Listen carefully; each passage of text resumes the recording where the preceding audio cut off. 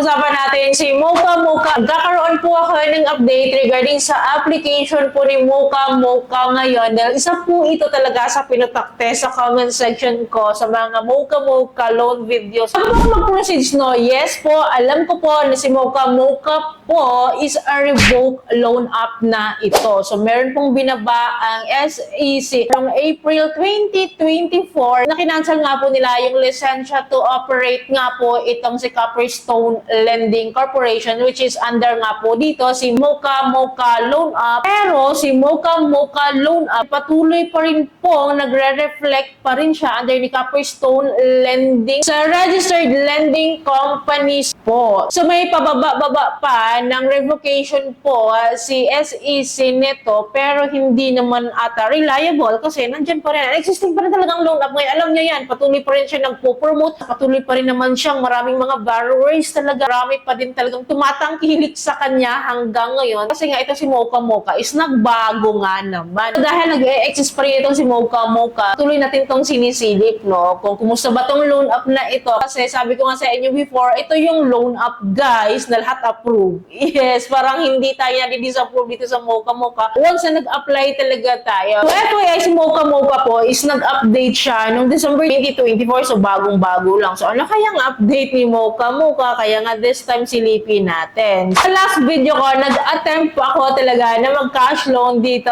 sa Mocha Mocha. But unfortunately, yan po yung lumalabas. Sold out daw. So nawala na ng pondo si Mocha Mocha. Ginawa ko, dinilit ko po yung account ko sa Mocha Mocha to have a new application here. So as you can see po, dito po sa may dashboard niya, so nag-o-offer po siya ng up to 50,000 pesos. So gano'n ka-legit yung 50,000 pesos. And alam naman natin, kapag talagang first time natin mag-apply dito, hindi talaga ganito ibibigay. Magsisimula tayo sa mga pinakamababang amount. Apply tayo agad-agad, wala na tayong patumpik-tumpik dito. And then here po, we need to enter our mobile phone number. And then enter natin yung code, yung 4-digit code na isasend sa mobile phone number natin. And then next po is the basic information na. And then under ng basic information is the email address. And then hinihingi niya yung ating contactable time. And then after that is the employment information naman. Dito po, pinili ko yung not employed. So titingnan natin kung madi-disapprove tayo kung not employed ba. So pinagdripan si Mocha Mocha no. Nakalagay dito sa baba, other information which is under that is the Facebook account. So gladly, optional naman siya. So alam niyo naman kapag Facebook account, hindi tayo nagbibigay sa mga loan app. So here po, we need to give our contact references. Dalawa po ang hinihingi nila. So nakalagay dito, guarantors and co-makers. And right after na is the ID information na. So ito nga po pala yung mga IDs po na kahit isa lang po dito, pili lang po tayo ng isa. After this one po, no, of course, i-upload natin yung photo ng ID natin. And then next po tayo. Once po na-upload po natin yung ID natin dito, agad-agad po, no, lalabas yung mga details natin sa ID. So i-check na lang po natin. Then i-fill upan natin yung mga hindi na fill upan.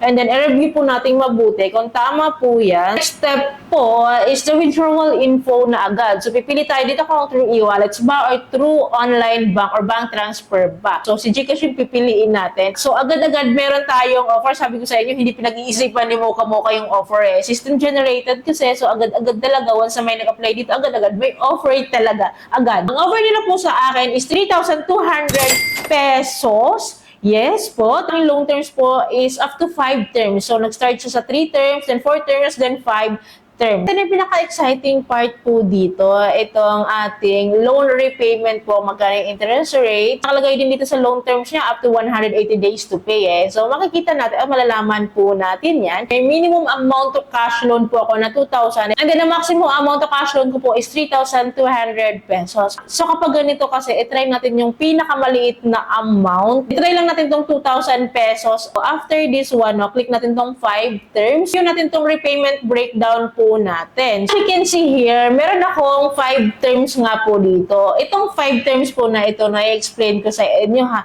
Itong 5 terms na ito, umabot nga po siya ng 180 days. Nakakaloka. Yung schedule 5 ko po is, babayaran ko pa daw siya ng June 21, 2025. Kasi yun po yung pang 180 days niya, which is sabi dito, na we waive daw yung last term kapag daw nag-repay tayo sa mga previous term natin on time. So clearly, Actually, parang buburahin na natin itong Schedule 5 na ito kasi nawi-waive naman pala ito kapag updated tayo sa 4 terms na ito. Pero ito na yung revelation ko sa inyo. Magbabayad daw ako sa December 30.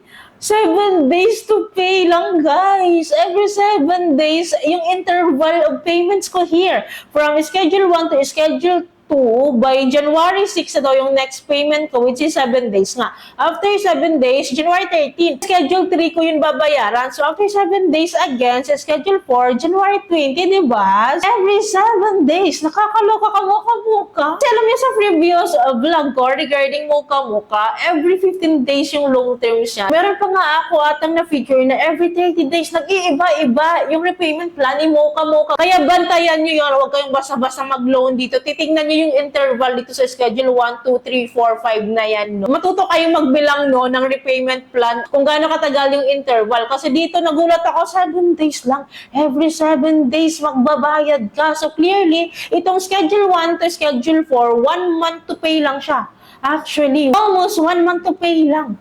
Grabe. Grabe kasi gurista si Mocha. Ito pa yung na-discover ko. Itong mga principal amount niya, no, na 800 pesos per term, or i-add po natin yung apat na yan, is equals to 3,200 pesos. So, how come na 3,200 pesos pa rin yung babayaran ko? Ang pinili ko nga dong loan amount, di ba, 2,000 pesos lang. Ibig sabihin pala, 3,200 pesos pa rin yung lalabas ng loan amount ko. Ibig sabihin, wala palang silbi itong pipili ako ng 2,000 pesos, pero 3,200 pesos pa rin pala ang ibibigay nila sa akin. So anyways, dito po sa baba ng principal na nakalagay fee, 448 pesos. Yan po yung interest rate niya per 7 days. I-add natin itong mga interest rate na ito sa 4 terms. So, times 4 terms lang tayo. Ito po yung kikitain ni Mocha sa atin sa loob po ng almost 1 month. 1,792 pesos. Divide natin sa 3,200. So, ito nga po yung pinaka-interest rate ni Mocha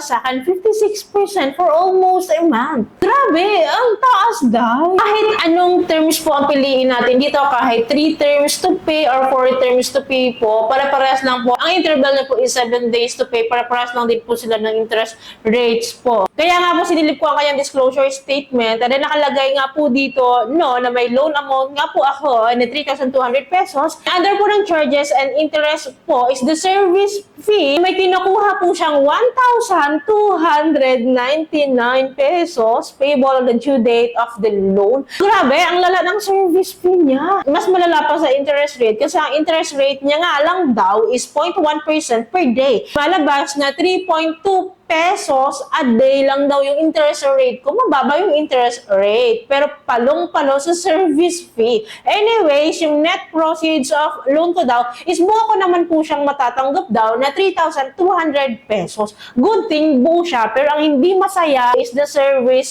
fee or the service charge nila na 1,299 pesos. Pero dinideclare po ni Mocha no, na ang monthly effective interest rate daw nila is 4.49% lang daw for a month. So how come? Bakit hindi nyo sinama compute ang service fee? Nakasama naman din talaga sa monthly repayment natin. Kaya nga, di ba, umabot tayo ng 56% ng almost a month to pay dito sa Mocha. 56%. Napakalaki noon. Lagpas kalahati ng loan amount. Yun yung kita ni Mocha sa atin because of that service. Pinalubong-lubo talaga. So kaya pag-isipan yung mabuti and then alamin yung mabuti. Tingnan yung mabuti talaga yung kanyang repayment plan. Kasi time to time, nagbabago siya. Like this one, which is na-shock talaga ako. Every 7 days ang interval ng payment terms. And then lumalabas lang guys na parang almost 1 month to pay lang talaga siya. Every individual may vary po kasi, no? So iba-iba tayo dito ng offer regarding sa repayment plan. So I think ganun si Mocha. Alam ko naman lahat tayo minsan nagigipit and minsan naghahanap tayo ng mga emergency fund po, no? Pero pag-isipan niyo mabuti, and talaga siya nakakatulong sa atin, nakakalubog lang talaga siya ng utang, and I'm very, very, very disappointed talaga ngayon sa update ko sa Mocha. Hindi ito yung nagiging update ko sa previous of videos ko regarding Mocha. Medyo nirarush tayo sa payment. I don't know kung hinahabol ni Mocha yung quota niya this years. So again, pag-isipan nyo pong mabuti, and I suggest na wag nyo na sigurong subukan to kasi baka masira lang yung buhay nyo dito. Anyways, na sa Mocha user dito, sa mga borrower po ni Mocha, kumusta yung experiences nyo? I-comment down below naman po para para aware po tayo ditong lahat. Don't worry, no, i-update ko naman kayo regarding Mocha sakaling magkaroon pa ng bagong issue or ganap. Kung nakasubscribe kayo, click yung bell button para lahat ng videos ko po is updated and notified po kayo. Yun lamang po, I hope kung may natutunan kayo sa video, I hope nakatulong tong video sa inyo. Kung nagustuhan yung video, please don't forget to like and share. And thank you for watching this video. Bye!